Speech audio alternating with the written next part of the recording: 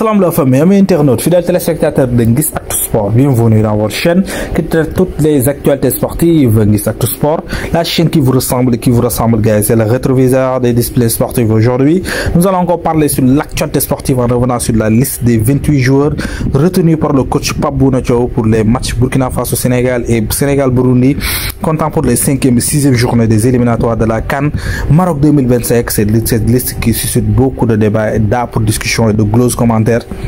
On va revenir sur les détails de cette liste, mais aussi revenir sur le constat qui a été fait par Thierry Henry, notamment sur l'imprégnation de Kylian Mbappé au sein de l'équipe du Real Madrid, mais terminer avec les résultats d'Europa League. C'est ces sujets qui vont faire l'objet de notre vidéo d'aujourd'hui. Nguiss Actu Sport, top, c'est parti. On entame l'actualité sportive avec cette liste qui a été concoctée par le sélectionneur national Pape Bouna Thiaw, une liste qui suscite beaucoup de débats, de gloses commentaires, parce que il y a des incompris dans cette liste, mais il y a des points positifs quand même, parce que on va commencer avec les points positifs. C'est le retour de Cheikh Tidiane Sabaly d'FC Metz, très bon depuis le début de la saison, 8 buts à son actif en championnat.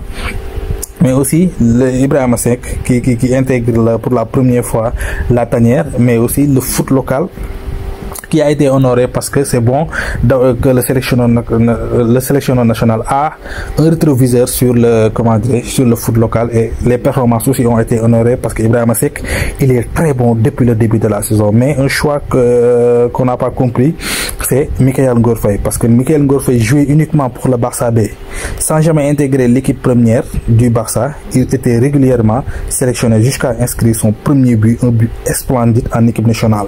Et depuis son arrivée à Rennes, où il enchaîne des bonnes performances, Mikayil Ngor Faye, il ne ressent plus l'odeur de la sélection, une chose qu'on n'a pas du tout compris, et on ne sait pas peut-être s'il est blessé ou pas, mais en tout cas on n'a pas eu une information qui ressemble à Mikayil Ngor Faye est blessé ou pas, mais en tout cas il n'a pas été sélectionné, et c'est une chose qu'on déplore. En tout cas, la liste de Pape Bouna Thiaw est vraiment douteuse, parce que beaucoup de choix contestables qui ne risquent pas de rassurer le public. Certains joueurs n'ont pas convaincu en sélection, d'autres manquent de temps de jeu en club pour des raisons de choix de coach ou de santé. Et Formose Mendy, par exemple, continue d'enchaîner les mauvaises performances en sélection, mais reste convoqué.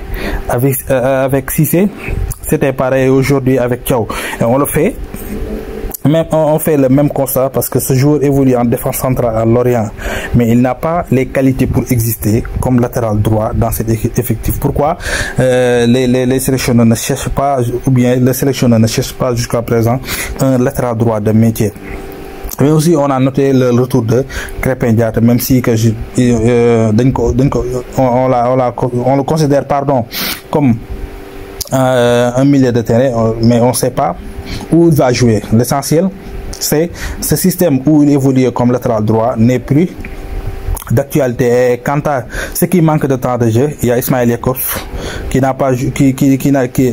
Ismaël Jakobs qui a joué pendant 22 minutes depuis le dernier rassemblement, le 19 octobre dernier des Lions, à cause d'une blessure, pratiquement un mois sans compétition. Son cas est d'ailleurs complexe. On nous dit qu'il est blessé et qu'il n'est pas sélectionné, mais on le voit jouer en Europa League, puis en championnat. Peu de temps après, il est ensuite rappelé en sélection, joue le premier match, qui repart en club avant le deuxième match. Son cas, en tout cas, ça reste flou. Mais aussi il y a Pathé qui est également là, sans réelle justification. Il enchaîne les sélections sans convaincre. Actuellement, il n'est même plus titulaire dans son club au Rayo Vallecano. Depuis le dernier rassemblement avec les Lions, il a été remplaçant dans 2 des 3 derniers matchs de championnat, et titulaire uniquement en Coupe du Roi. Il semble avoir perdu la confiance de son coach au Rayo et n'a jamais su s'imposer en sélection. Et pourquoi est-il encore dans cette liste? On entend plusieurs échos, mais une chose est certaine, Pape Thiaw est le sélectionneur intérimaire du Sénégal et responsable de cette liste. Celle-ci reste très incompréhensible, et ses choix comparés à son discours sont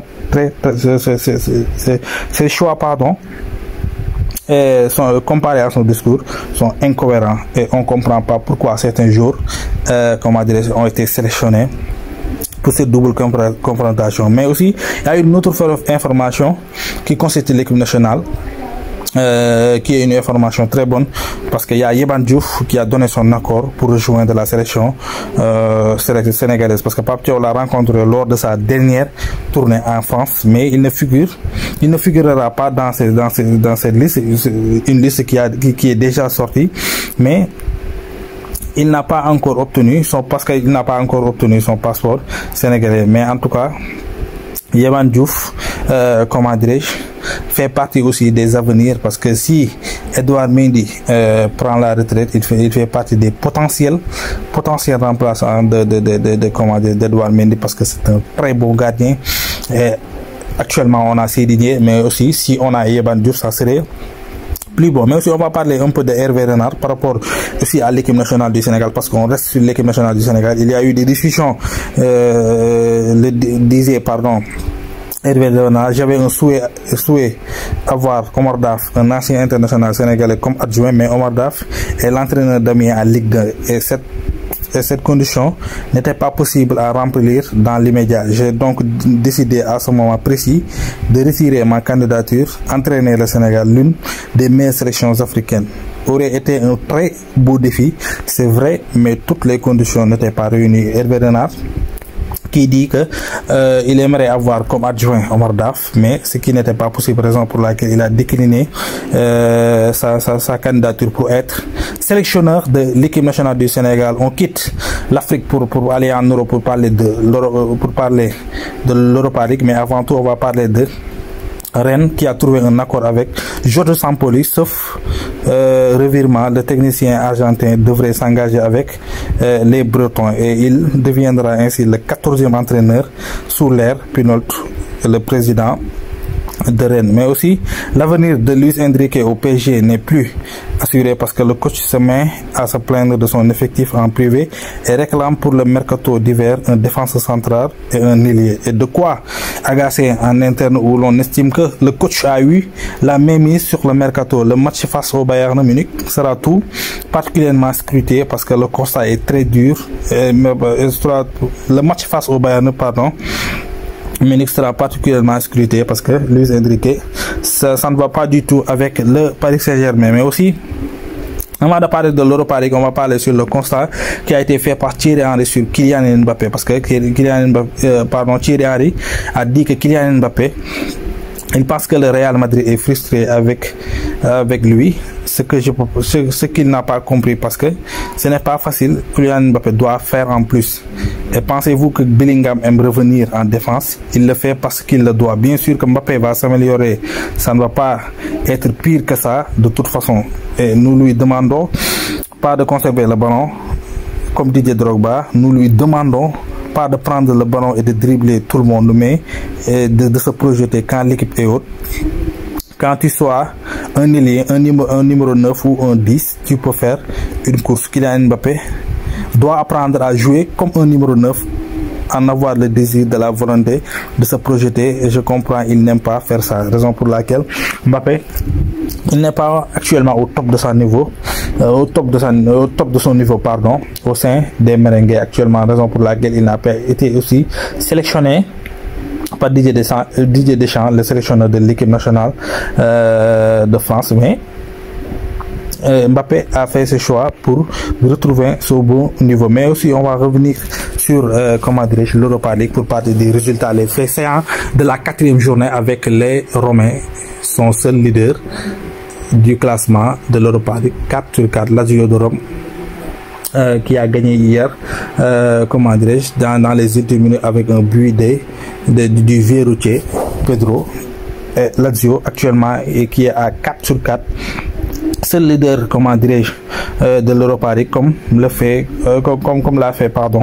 avec Liverpool en Champions League. Mais aussi il y a le joueur l'Égyptien qui ne s'arrête pas de marquer. Il s'agit bel et bien de Omar Mamouche, l'attaquant de Francfort, buteur face à Slavia Prague. L'Égyptien est trop fort cette saison parce qu'il a marqué 15 matchs.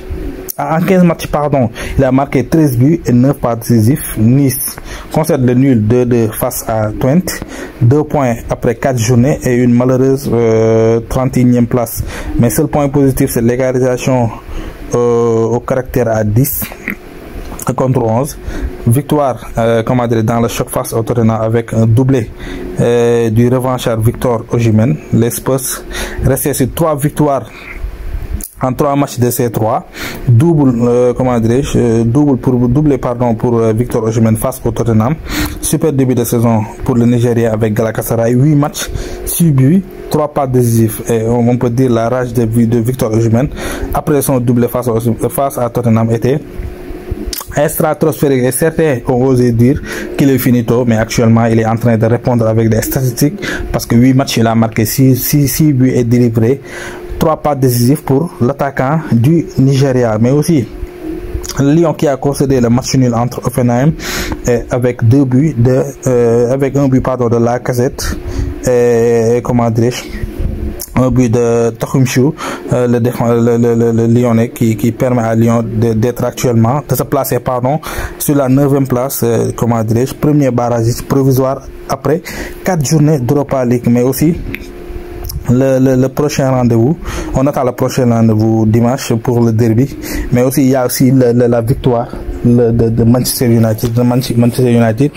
qui, comment dirais-je, a enregistré sa première victoire en 5-3 depuis le début de la compétition avec un doublé, alors qu'il ne jouait quasiment plus sous Ten Hag. Amad Diallo a su saisir la chance et laisser à Van Nistelrooy avec un doublé ce soir. Amad Diallo qui permet à Manchester United d'avoir 6 points après 4 journées en Europa League pour les Red Devils. C'était tout pour aujourd'hui. Continuez à liker, continuez à partager, mais continuez aussi à commenter et n'oubliez pas d'abonner et d'activer la cloche de notification pour ne rater aucune de nos prochaines vidéos. Allez, peace.